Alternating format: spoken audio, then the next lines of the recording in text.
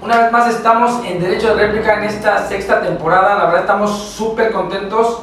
Normalmente tenemos actores de todo tipo, polémicos, a veces complicados, pero hoy tenemos una maravillosa oportunidad de tener un gran amigo, un gran personaje y sobre todo un gran comunicador. Bienvenido, Daniel Lafuente. Para mí es un gran honor poder estar aquí. Y la verdad es que yo no les voy a contar mucho de la historia de Daniel porque la verdad es una historia muy hermosa, muy pública. Pero lo que sí les puedo decir es que es un gran padre de familia, un gran amigo y sobre todo un gran ser humano que se ha enfocado a trabajar y a hacer un poquito del trabajo que muchos cuestionan, que es la comunicación. Comunicar siempre tiene un problema porque es desde la mirada y a veces desde el ejercicio de un derecho. Y bueno, y como promoción de paz, que te conocí yo allí y luego hoy te fui conociendo en varias etapas del activismo, hoy para mí como director de La Gaceta, la verdad se me hace tan maravilloso poder tenerte aquí, de verdad que no sabes qué gusto es. Y bueno, pues para entrar en materia me gustaría muchísimo pedirte, Daniel, que nos preguntarte así como a boca de jarro, ¿no? ¿Qué ha sido para ti este año tan complicado en el tema de la comunicación? ¿Cómo tuviste que reinventarte o qué fue para ti que pudieras ser un comunicador que no fue como el clásico comunicador y la comunicación no tuvo la oportunidad de ser el home office, ¿no? O sea, todo el mundo se tuvo que volcar a trabajar en sus casas, a reinventarse, pero la comunicación se reinventó, pero tuvo que estar en campo, o sea, de alguna manera tuvo que estar ahí. ¿Qué representó para ti eso, Daniel? Y bueno, pues agradecerte muchísimo que hayas aceptado la invitación a este programa. No, muchas gracias, Gabriel, te agradezco mucho la oportunidad. Sí, para los reporteros, para los comunicadores ha sido un año crucial, como para todos los ciudadanos.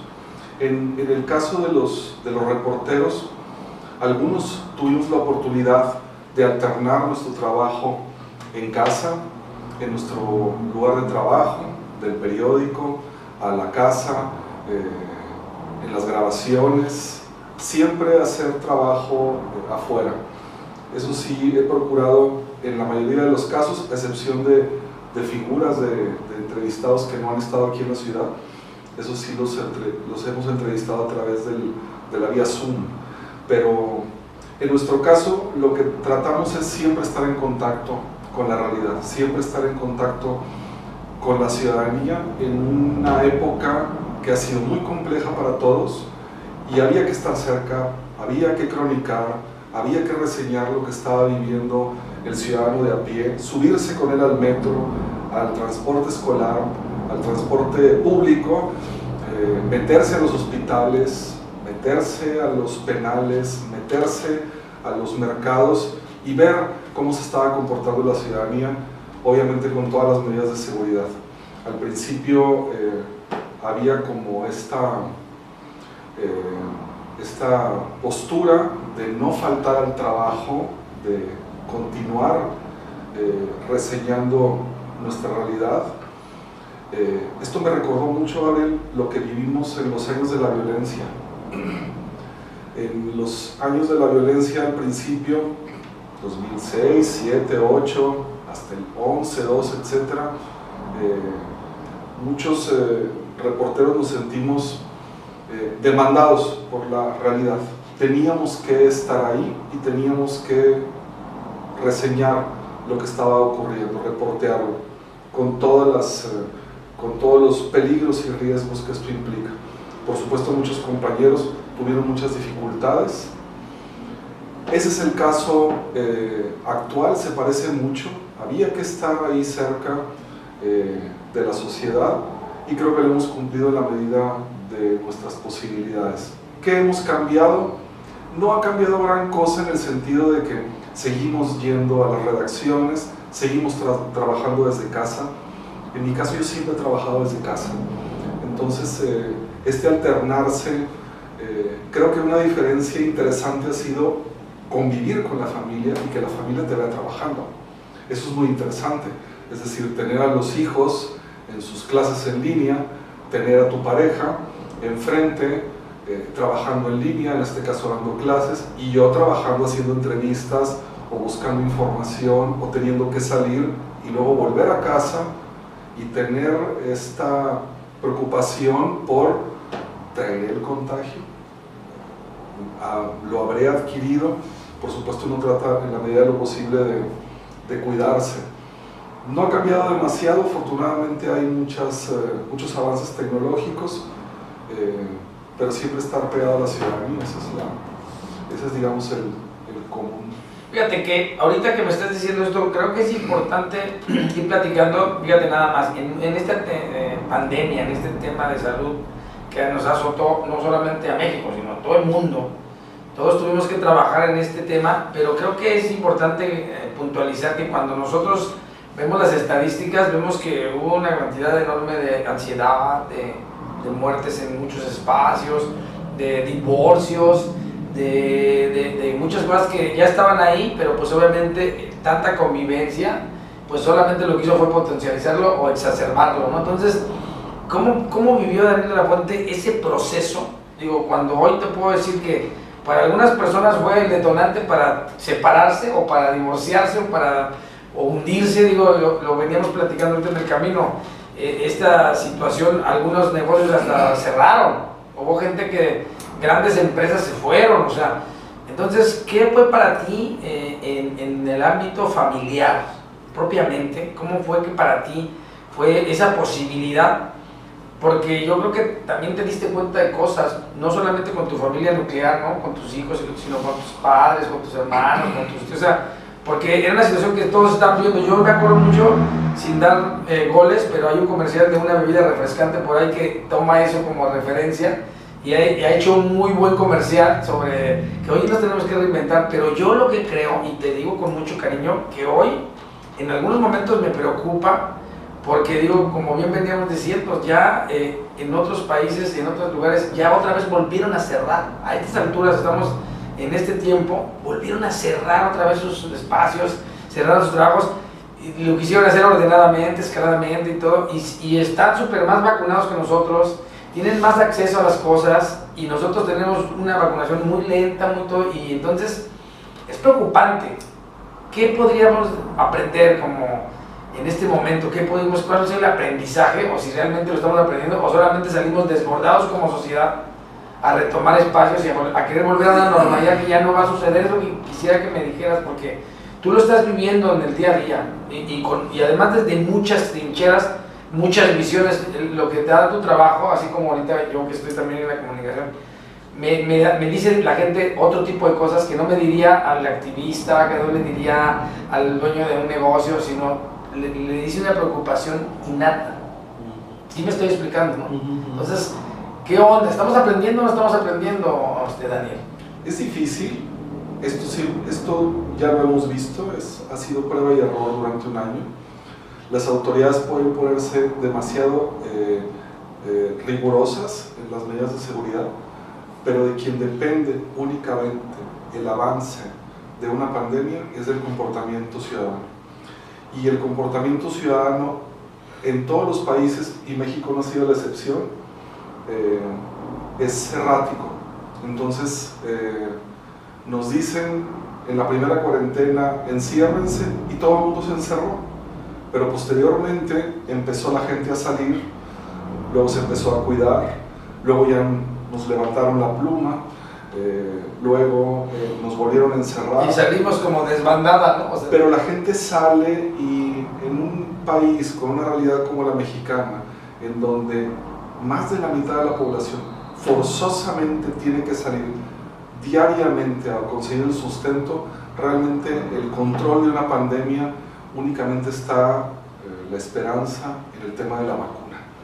No hay un modo de controlar de una manera tan rígida el control ciudadano, el control de la pandemia por parte de una autoridad, porque la ciudadanía tiene que salir. Ese es el problema.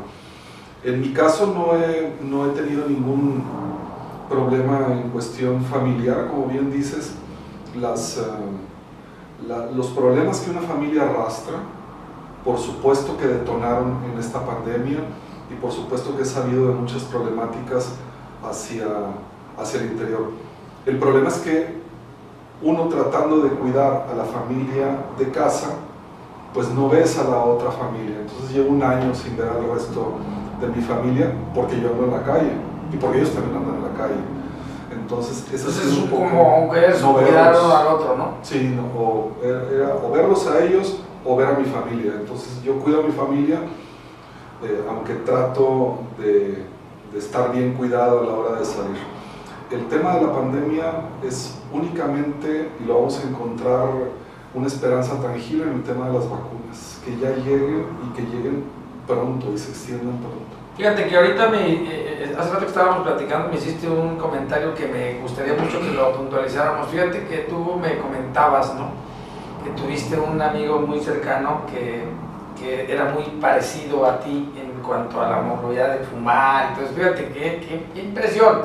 Cuando nosotros nos espejeamos con nosotros y nos damos cuenta que alguien que tiene la misma condición que nosotros y esa persona no logró librar la batalla, a nosotros nos hace ver como un panorama diferente, nos hace ver en retrospectiva, o sea, como que ver que realmente sí hay que cuidar. O sea, yo les decía mucho a la gente cuando empezamos con todo este tema, a mí me tocó, la verdad, cubrir muchos programas y muchos, hasta con doctores y con todo, y yo lo que les decía siempre, y hoy se los vuelvo a decir a la gente, o sea, hasta que no nos pasa a nosotros, hasta que no vivimos cercanamente un problema, fíjate, es impresionante, pero hasta que no sucede eso, es cuando nosotros empezamos a como que a tomarlo en serio. ¿No? Es como cuando estamos chavitos, ¿no? Que tu papá te está diciendo, dice, no, vas a darle por aquí, dale por ahí. Y dice, no, a ti te fue mal porque tú estabas viejo, eres anciano, pero yo traigo la nueva generación y yo sí sé cómo hacerlo. Entonces hasta que nos damos a nosotros una situación de eso, como que nos atrapa esta realidad. ¿Qué te hizo pensar a ti en ese momento de tu familia? Porque me queda muy claro que tú todo el tiempo estás cuidando a tu familia, pero ¿qué sucede? Yo alguna vez, fíjate, alguna vez alguien en la vida me dijo algo que me impactó mucho y gracias a esa frase crecí mucho. Es más, hoy te puedo decir que yo agradezco mucho. Yo en ese momento me enojé muchísimo de esa frase que me dijeron porque yo dije, o sea, no puede ser, o sea, yo te amaba mucho, quise mucho a esta persona, es más, la sigo queriendo, pero era para mí era importantísimo su opinión. Y entonces cuando me dijo, me pusiste en riesgo y me dejé poner en riesgo. Fíjate, esa frase para mí fue tan poderosa.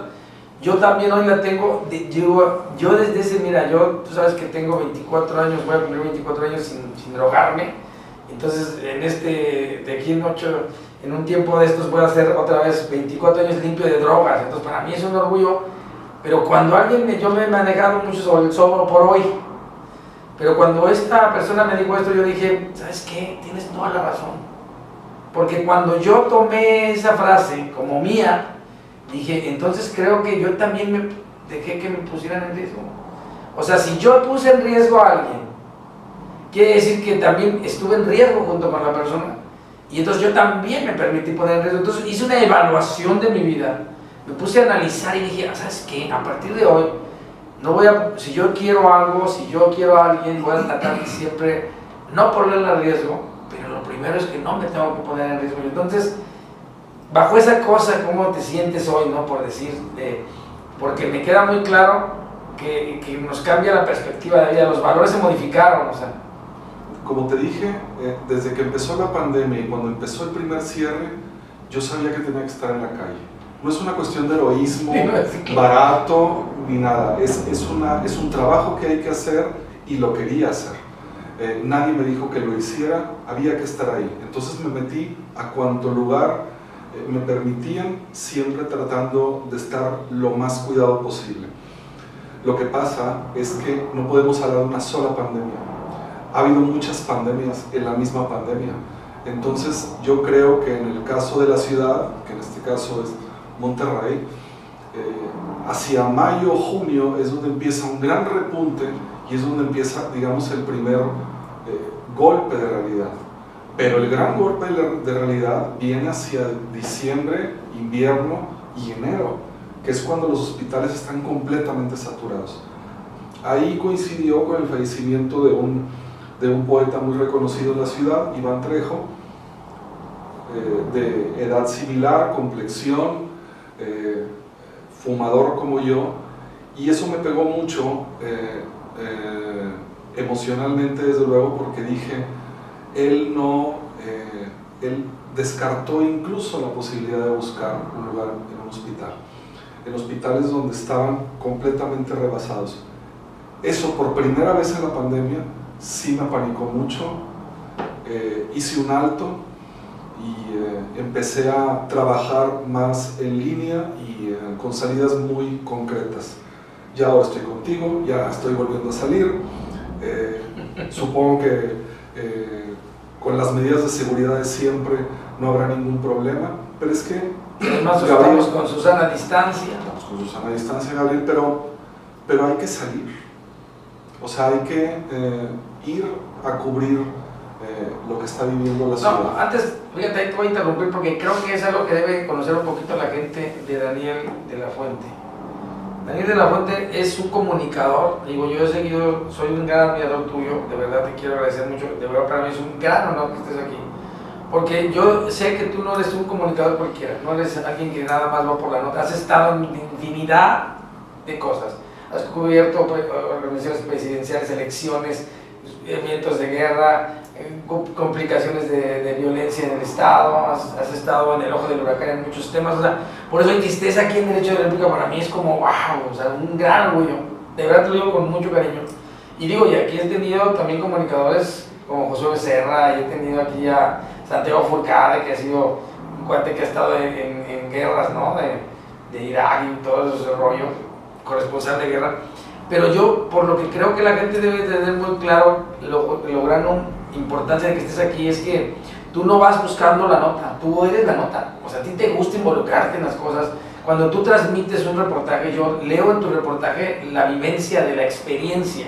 No estoy leyendo el reportaje sesgado que toda la gente quiere escuchar con alguna opinión, sino estamos viendo lo que sucedió. O sea, yo cuando leo una de tus historias y me pongo a ver tus reportajes que has visto, me gusta mucho saber que estoy leyendo lo que pasó. Y eso es bien difícil, no sé si me estoy explicando, pero es bien difícil y yo creo que eso te ha costado muchísimo trabajo, Daniel, porque habrá gente que te diga, así no lo vamos a poner porque no está la línea que yo quiero, no está el beat que yo ando buscando, y te has tenido que reinventar y tú afrontar muchas cosas porque tú dices, mi pluma tiene que ser así, esa es mi línea. ¿Sí me explico? Sí, no me han tocado sucesos de guerra, a excepción de la propia violencia que no, hemos pues vivido esa es una en esta guerra. ciudad. O sea, lo que hemos vivido aquí de violencia es como una guerra, ¿no? No me ha tocado una cobertura de una guerra real. Por eso, pero a ver, pero te voy a decir una cosa, fíjate que yo sí te voy a interrumpir porque sí te ha tocado. Si cubriste todo lo que estuvimos viendo en Nuevo León cuando Calderón, acuérdate qué fue lo que era el eslogan de este gobierno, la guerra contra el narco. Entonces, sí has sido corresponsal de guerra, compadre. De alguna manera, todos los que hemos sido reporteros hemos estado en contacto con esa realidad, sobre todo los policíacos. Siempre mis respetos para ellos, siempre mis respetos para los corresponsales en ciudades remotas, en estados donde no hay medios de comunicación fuertes. En mi caso, yo he estado muy en contacto con las víctimas de esa guerra, y en el caso de los efectos que pudiera haber tenido esta cobertura a lo largo de los años, que la sigo haciendo, sí es muy importante el hecho de que uno esté atento a sus emociones. Yo estoy muy atento a la historia de los demás, trato de transmitirla lo más fiel posible, palabra por palabra, y que mi interpretación sea lo más respetuosa sobre todas estas víctimas. Que al día siguiente que ellos lean su historia en un periódico no se sientan revictimizadas de entrada. Y en mi caso lo que he procurado es estar alerta en mis emociones de que mi visión de las cosas no se vuelva fatalista, porque es muy fácil de pronto estar cubriendo historias tan dolorosas, tanto tiempo, y una historia rebasa la otra y escala la otra y son tan duras que de pronto se te vuelve un humor muy pesimista. Y de pronto yo volvía a casa muy negativo, o volvía con, es que no hay que salir. Apanicabas a la familia, o a los seres queridos. En el caso tuyo era más complicado, llevaste el trabajo a la casa, ¿no? O te volvías como el centro de la atención de las reuniones. A ver, que Daniel platique y que la historia de una persona que me contó su vida en una entrevista se vuelve una anécdota de carne asada, yo no lo tolero. Yo no cuento esas cosas. No me gusta porque, no sé, creo que es un poco indigno. Es por falta de respeto, ¿no?, a la persona. Es falta de respeto hacer ese tipo de cosas y un poco frivolizar una historia tan dramática, sea cual sea, y volverla una anécdota de carne asada o de reunión de amigos. Yo trato de que lo que reporteo esté en las plataformas. No, pues que digas, si quieres verlo, lee la nota, ¿no? Realmente, ¿no? Sí. Si quieres saber, entérate por la nota, ¿no? Sobre todo también porque pues, si uno tiene esta posibilidad de salir y conversar un poco, pues no vas a estar hablando de lo mismo que de pronto te quita el sueño o te tiene apesadumbrado. Entonces, para yo estar sano, funcional y más o menos equilibrado, pues he tratado de tomar ciertas distancias cuando me siento ciclado o me siento muy negativo, por así decirlo, para ser útil en la entrevista con mi entrevistado. Que lo que menos necesita es un entrevistador negativo, llorón y pesimista. Sí, bueno, lo que yo entiendo es que finalmente a veces es como cuando nosotros íbamos a la cárcel, ¿no? O sea que si iba alguien, me pasaba mucho cuando llevábamos a alguien, a un invitado y se ponía a llorar ahí y decían, oye, no manches, para llorar ya estamos nosotros aquí, ya estamos llorando, ¿no? O sea, hay que ser empático, pero no tanto. pero sí tratar de mantener una línea de respeto hacia los entrevistados y una línea de respeto para quienes están detrás de ti o a tu lado. Oye, pues mira, me gustaría muchísimo que fuéramos viendo, fíjate con todo lo que has ido aprendiendo y obviamente con todo lo que ya viste en este año y cacho, es más, no es un año, ya vamos año y medio, prácticamente porque empezó en diciembre del año pasado, entonces pues ya pasó diciembre, es un año y te estamos a 3 meses, año 3 meses. Y que te ha tocado ver pues, que la gente ha tenido que salir a comprar la comida, que la gente tiene que trabajar. Hay familias que si no trabajan hoy no comen. Hay familias que además les quitaron el trabajo, cerraron sus empresas, se complicó. Entonces, te digo, algunos que tenían problemas hoy tienen el doble de problemas.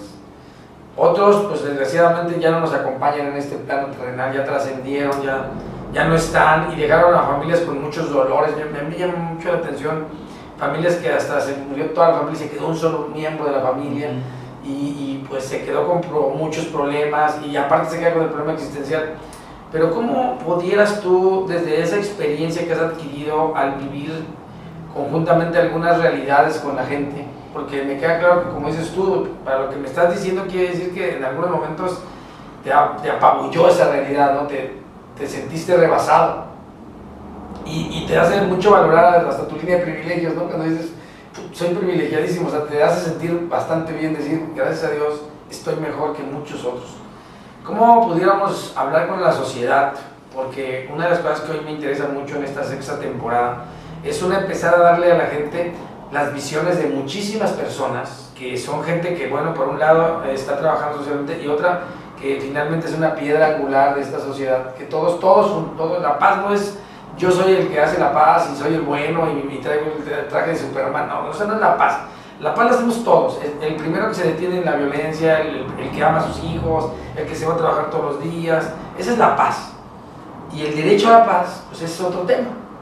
Pero hoy, ¿cómo pudiéramos nosotros como sociedad conjuntamente armarnos con esa experiencia que has vivido y que podamos saber que esta nueva realidad sí es una nueva realidad? O sea, nosotros, yo lo que veo y me da mucha complicación es que la gente sigue creyendo que vamos a regresar a la normalidad y eso ya no va a suceder. O sea, aunque de verdad tuviéramos todos vacuna, esta enfermedad ya nos vino a mostrar qué frágiles somos como sociedad y que sí tenemos que cuidarnos porque va a llegar después otra cosa.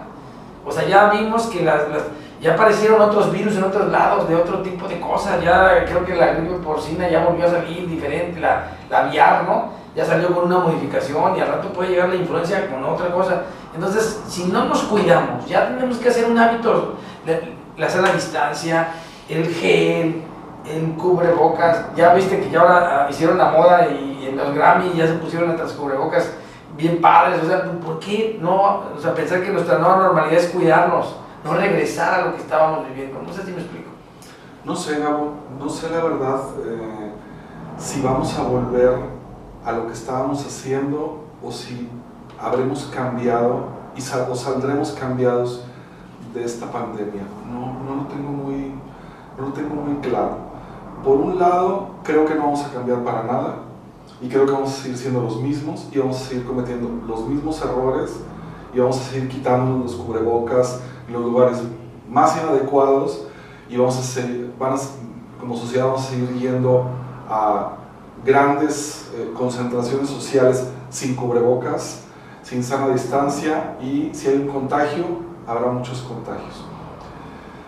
Espero que no sea así y estas medidas de sana distancia y de respeto al otro prevalezcan y se extiendan. A mí lo que me gustaría es que crezcamos como sociedad en un sentido de ser más sensibles y piadosos al otro. Ser más conscientes de que si yo voy a una reunión, tengo que preocuparme por los demás y no tanto por lo que me pueda pasar a mí. Creo que esta noción del respeto al otro sí puede como anclarse como lección de esta pandemia, pero por lo demás quisiera resultar muy negativo. Espero que sea esto del respeto al otro, que sea incrementado, que seamos muy conscientes. Voy a ir a ver a mi abuela, pues no voy a volver como siempre había ido, o con alguna amiga o con algún amigo, ¿no? Sí, o sea, fíjate que a lo que yo quería llegar, y lo acabas de decir muy claro, de que es muy difícil, porque pues como el grado de sensibilidad también se ve a la hora del desborde, ¿no? Por decir, ahorita que ya empezamos a ver las cosas masivas que sí, o sea, pareciera que ya como que nos soltaron la rienda. Eso es lo que te refieres, ¿no? Pues sí, y vamos a volver, si nos dicen, bueno, ya estamos todos vacunados, el 80% del país ya está vacunados, creo que ya se levantan los cierres y ya puede salir la gente, pues vamos a volver a cometer los mismos errores. Creo que el ser humano no aprende tan fácilmente de los errores. Sin embargo, sí podemos, insisto, en el tema de anclar ciertos conceptos, ciertas nociones del respeto y del cuidado al otro. Ahora, lo que me preocupa mucho es también que nos quedemos en esta idea y esto es lo contrario, que nos quedemos en esta idea de que es mejor estar en casa, y es mejor estar encerrados, y es mejor no convivir con nadie, y es mejor pues nada más escribirnos un mensaje por WhatsApp o por Messenger, pero no hablar por teléfono, o no ver directamente a alguien. De pronto esto puede ser contraproducente de que viene una vida, un nuevo modo de vida, casados con el Zoom y con el Messenger y con todos estos métodos de correo, ¿no? De conversación por escrito. Yo pienso que no debemos de perder de vista que nos necesitamos, que nos tenemos que ver, que nos tenemos que hablar, pero tenemos que reinventar esta cuestión de las cercanías y el tocarnos y el querernos de otra manera. Fíjate, lo que estoy entendiendo es que entonces a lo mejor no hemos aprendido mucho, ¿verdad? O sea, creo que lo que nos ha dado esta pandemia es que no hemos aprendido lo suficiente, porque lo que sí es una realidad, fíjate, que por mucho tiempo nosotros sabíamos que íbamos encaminados a las tecnologías. O sea, ya se veía venir que teníamos que trabajar por Zoom en algunas cosas, porque el costo económico para que tú tomaras una maestría era muy alto, irte a España siempre, irte a Francia o irte a Nicaragua, ¿no? O Panamá. Entonces hoy muchas cosas ya se han validado, no sé si me explico, es decir, ya se validó que tengas una carrera en línea, una maestría en línea, que tomes un congreso en línea. Eso quiere decir que no vamos a quitar todo lo que es presencial, ¿no? O sea, pero sí tenemos que encontrar las nuevas formas de que lo presencial no nos ponga en riesgo. ¿Sí estoy entendiendo eso? Exactamente. Yo escucho a muchas personas que dicen, ya no voy a salir, es que la paso mejor en casa, es que pueden pasarme muchas cosas allá afuera, me puedo contagiar o me pueden asaltar. Bueno, no, también tenemos que salir un poco y vencer nuestros miedos con responsabilidad, desde luego, pero no hay que quedarnos en casa, es decir, hay que convivir con los demás en el sentido de seguir viviendo una realidad. Bueno, mira, yo ahí sí te voy a quitar la preocupación, porque te voy a recordar un hecho histórico, que la peste bubónica y todas las cosas, y se murió infinidad de gente y gacho, y tuvimos guerras y un Hitler que hizo matanzas tremendas, y la verdad es que yo tengo una especialización de pedagogía de la memoria, precisamente en políticas culturales y sociales que hice en Chile, y lo que queda claro que los pueblos que olvidan su historia están condenados a repetirla. Entonces, una realidad es que va a pasar un poquito de tiempo, pero se nos va a olvidar como sociedad, como mundo. Somos somos un mundo que olvidamos rapidísimo y nos reacomodamos. No Somos muy sociales, sí, somos muy sociales. No quiero que se me malinterprete, es decir, no es una cuestión de, bueno, hay que salir, es que hay que salir de la casa y agarrarnos de las manos y sí, bueno, no es así. Lo que pasa es que también veo una tendencia de demasiado miedo. Sí, o sea, de pánico. En donde estás completamente encerrado y tú mismo ya estás algo afectado y estás afectando a los demás.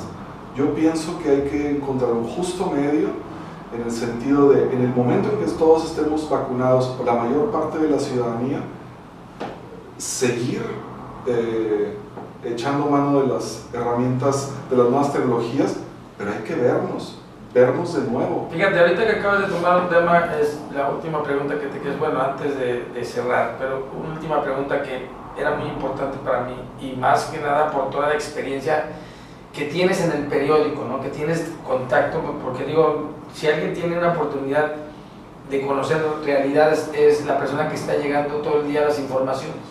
O sea, la información, así como también es muy peligrosa si es mal manejada, también es muy buena si se tiene de buena mano, de buena fuente, ¿no? Entonces, ¿cómo podemos dar un mensaje positivo y armonioso a la sociedad en el tema de la vacunación? Porque fíjate nada más, somos un país que vamos atrasadísimo en el tema de vacunación. O sea, nomás para que te des una idea, que tú y yo, por nuestro rango social y por nuestro rango de edad y el de nuestros hijos, o sea, vamos a estar vacunados si bien nos va en septiembre.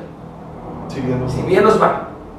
Y mis hijos, que están más jóvenes, si bien les va en diciembre del año que entra, ¿sí? Si bien nos va, o sea, nosotros no vamos a estar vacunados al 100% hasta febrero del año que entra todo el país, si es que nos va bien un año. ¿Sí estamos de acuerdo? Entonces, ¿qué tenemos que hacer? Porque todo esto que me estás diciendo va a ir sucediendo paulatinamente. Pues ya ahorita los niños quieren regresar a la escuela, ya los adultos mayores supuestamente están vacunados todos en teoría, eso es lo que dicen, pero no es cierto. Pero, ¿qué quiere decir? Que entonces paulatinamente se van a ir regresando, pues tenemos elecciones, viene Semana Santa. Entonces, imagínate que estemos diciendo que próximamente tengamos el costo de este momento. ¿Sí me estoy explicando? O sea, porque yo no quiero ser fatalista, como dices tú, dicen que, pero como decían mis amigos que tienen funerarias, dicen que yo no les deseo mal a nadie, nomás que a mí no me falte la chamba, ¿verdad? O sea, entonces, ¿qué sucede ahorita? Que tenemos, por eso es el mensaje tan importante que tengo que preguntarte. ¿Cómo tenemos que cuidarnos? Porque bien, esto así, sin romanticismos, en realidad vamos a tener un tiempo difícil todavía para que estemos vacunados. Si estamos esperanzados a la vacuna, pues entonces la vacuna todavía no está ni bien hecha toda la vacuna sigue siendo hasta experimental. O sea, es una realidad que estamos con una vacuna que está a medio terminar. Todas las vacunas están a medio terminar. Entonces imagínate que te resulte, hay unos lugares donde ya hay vacunas que las quitaron porque hubo unas reacciones fuertísimas, quieren saber si son de la vacuna, y murió mucha gente. Entonces, he visto gente que se toma la vacuna y se vuelve a enfermar porque tarda 15 días en hacer efecto, y son 2 dosis. Entonces, ¿cómo tenemos que cuidarnos para que ese falso efecto de ya tenemos vacuna, porque eso es un falso positivo, ¿sí me estoy explicando? ¿Cómo podríamos como sociedad tener la oportunidad de reorganizarnos emocionalmente, físicamente y prácticamente en el día a día? Porque si bien es que no tenemos que tener miedo, también sí tenemos que entender que sí hay un problema y que, digo, si ahorita se volviera, porque ya no lo dicen en las noticias, pero yo tengo mucha gente que trabaja en los hospitales y me está diciendo, no es cierto, seguimos dando tope, los hospitales nada más bajaron, tenemos 2 o 3 camas disponibles, pero seguimos llenos, casi llenos. O sea, no estamos a decir, ya tenemos un problema resuelto, ya bajó al 50%, no, seguimos teniendo un riesgo. Yo pienso que la esperanza mayor que no debemos de perder es el hecho de pensar de que esto va a pasar, de que esto no va a ser eterno. Sin embargo, el tema de las pandemias siempre nos va a acompañar. En este caso, el COVID-19 es un virus demasiado dañino y es lo que provoca mucho este estrés y esto de estar encerrados tanto tiempo. Yo pienso que en En este sentido, en cuanto estemos vacunados, tendremos que aprender a vivir con este tipo de amenazas y cambiar nuestro modo de vida y no dejar nunca de estar siempre resguardados y cuidados. Sin embargo, es importante no perder el contacto humano a una distancia, aún a 2 metros. El hecho de hablar, el hecho de agarrar un teléfono y hablarle a alguien, el hecho de ver a alguien a través de un Zoom es algo muy importante. No nos debemos de volver unos ermitaños de la vida moderna. Tenemos que estar en contacto con los seres humanos, con nuestros semejantes, sea como sea, y estar constantemente externando nuestras emociones y escuchando las emociones del otro y cuidándonos mucho. Bueno, pues mira, ya qué coraje es que el tiempo se vaya tan rápido, Daniel. La verdad es que cuando está entre charla entre amigos, con la banda, pues se siente muy chido, pero fíjate, nada más quisiera yo preguntarte una última cosa y antes de que cerráramos. Ya me siento como los pastores, ya que ya voy a acabar y se avientan otro rollo, pero es muy importante para mí decirte, preguntarte algo que poca gente sabe de ti. Es por qué te decidiste ser reportero, por qué decidiste escribir, por qué decidiste ser comunicador. Pudiste haber sido bombero, pudiste haber sido tablajero, no sé, pudiste haber sido futbolista, no sé, pero ¿por qué? ¿Por qué elegir esto? Que a veces es riesgoso, que a veces es complicado, que a veces estás en el ojo del huracán. ¿Por qué? Pues Cuéntanos un poquito, ¿cómo fue que Daniel de la Fuente cayó en las garras de la noticia? Pues el tema del riesgo y todo eso ya vino con el tiempo, la verdad. Yo no me visualizaba en ninguna situación de riesgo. Yo veía de niño a los entrevistadores por televisión, en este caso Gilberto Marcos, en un programa que hubo hace muchos años en Monterrey que se llamaba Foro, en donde conversaba de manera muy larga con muchísimas figuras de la ciudad de distintos ámbitos: política, arte, cultura, empresas, industria, y yo eso es lo que quería hacer. Yo no me visualizaba de otra manera más que conversando con otras personas y preguntándoles sobre su vida. Eso es todo. O sea, así de sencillo. Sí. Fíjate, yo quería conocer a los demás. De pronto, cuando entré a la Facultad de Ciencias de la Comunicación en el primer semestre, mis compañeros de aquel entonces, o eso era lo que se decía, es: ¿por qué entraste a comunicación? Y decían los compañeros: pues para conocer a la gente. Eso decías. Decían los compañeros, y yo decía: ¿por qué respuesta más tonta y hueca? Es lo más soso que se puede responder. Pero es la verdad, es cierto, eso es para responder a los demás, es para conocer a otras personas, es para conocer a gente como tú, es entrar a otras realidades y contarlas. Y después digo, cuéntale a la gente cuántos años tienes de comunicador, cuántos años tienes en el medio periodístico, a ver. Desde 1994. Ah, caray, entonces Sí, fíjate. son 27 años en la de mi hijo, fue justo cuando fue lo de Colosio, ¿no? Sí. O sea, tú naciste como periodista cuando murió Colosio. Sí. Porque mi hijo nació en Colosio y iba naciendo él, fíjate. Mi primer trabajo de prácticas fue en una agencia de noticias que tuvo Horacio Alvarado Ortiz, que muchos lo recuerdan por su programa de reportajes de Alvarado. Él tenía una agencia de noticias ahí por la calle Matamoros, tenía unas máquinas de escribir y tenía a 2 o 3 practicantes que hacíamos entrevistas telefónicas y luego él pasaba ciertos fragmentos en su noticiero de radio.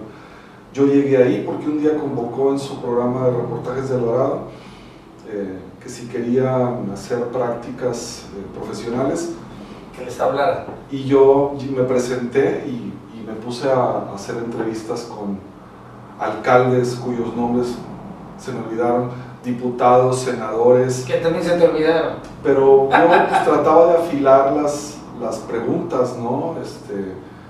Sobre ciertos temas que nos asignaban preguntarles. Sin embargo, yo llevaba un mes o algo así cuando llego a mi casa, como a las 6 o 7, muy cansado porque era la facultad y luego la oficina de don Horacio, y me dice mamá, le acaban de disparar a Colosio. Entonces yo le dije, ¿cómo? Sí, le dispararon en un meeting.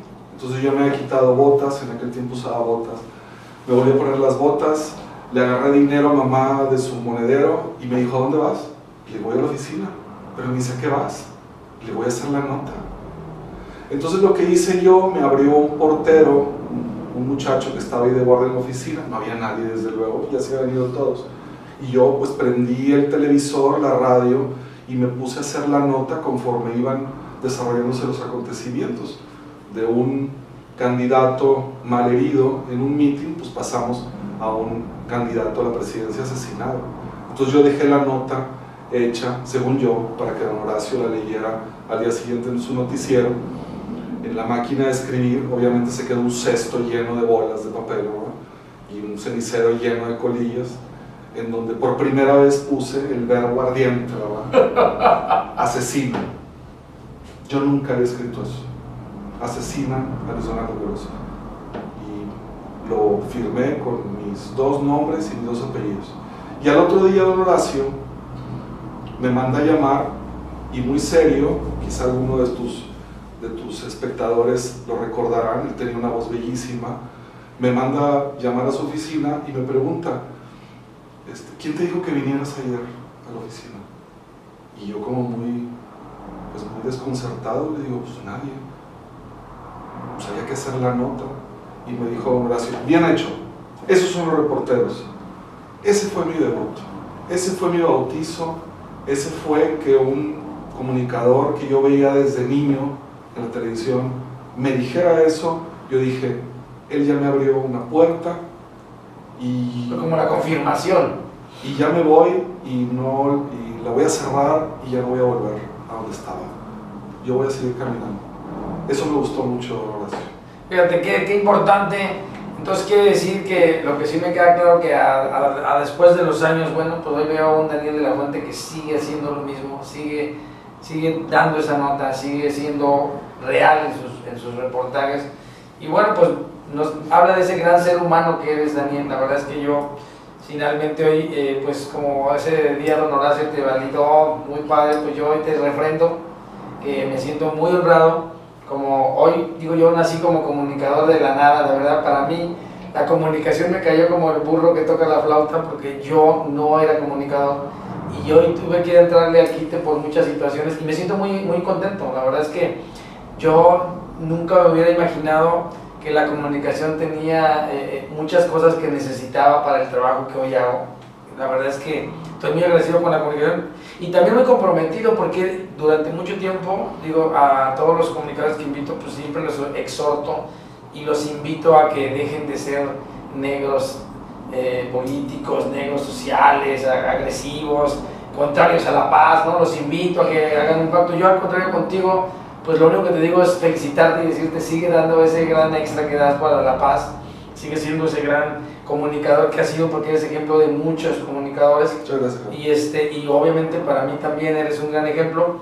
Y bueno, pues no me gustaría cerrar sin que nos pudieras dar un mensaje a nosotros como Promoción de Paz, como Gaceta de Paz, como embajadores de protección de la infancia, como todo lo que yo trabajo, porque yo pues ahora sí que soy como un combo, ¿no? Gabriel Ordaz en la Gaceta es un combo, y me siento muy honrado de que tú nos pudieras decir algunas palabras de cómo visualizas la paz en este mundo con todas nuestras realidades. ¿Cómo pudieras ver un mundo en paz el día de mañana? Pues de entrada, felicitarte, Gabo, por todos los esfuerzos que has emprendido en los últimos años. Son loables, se van a recordar por muchos años. Lo haces por la gente más desfavorecida, por la gente más vulnerable, por la gente que olvidamos con frecuencia, y eso es algo muy importante, y por lo que te mantendremos a ti y a muchas personas que te acompañan en la mente y en el corazón. Creo que la mejor manera de desarrollar un ambiente de paz es ponerse siempre en los zapatos de los demás, ponerse siempre en el cuerpo del otro para poderlo entender. Hay una frase que me gusta mucho repetir, que me la regaló un pariente de Felicitos Leal, una figura muy conocida hace muchos años en Monterrey, comunicador, don Felicitos Leal tenía una frase que decía que la muerte me encuentre pensando en los demás. Y me gustó tanto la frase que me dijo este pariente, me dijo, ahora es tuya, te la regalo. Entonces, como es mía, yo la puedo transmitir así, de esta manera, a tus espectadores, que la muerte los sorprenda pensando en los demás. Siempre hay que estar pensando en los demás, pensando en cómo se siente, pensando en qué se preguntará, cuál va a ser el sustento que podrá llevar a casa, qué pensará de sus hijos, qué piensa del futuro, de su pasado. Siempre hay que estar pensando en el otro. Bueno, pues no me queda más que agradecerte, Daniel. Nos damos cuenta hoy que al final del día todos tenemos un proyecto de vida y algunas veces alcanzamos la meta, algunas veces no, pero me queda muy claro que tú sí sigues todavía queriendo conocer gente, tú todavía sigues conociendo gente, y bueno, pues vámonos así, cerremos este programa de Hecho Réplica pensando en que, bueno, pues que cuando la muerte nos alcance queriendo ayudar a los demás o sirviendo al otro, y además sigamos conociendo gente. Muchísimas gracias, Daniel. Gracias. Esto fue Derecho de Réplica.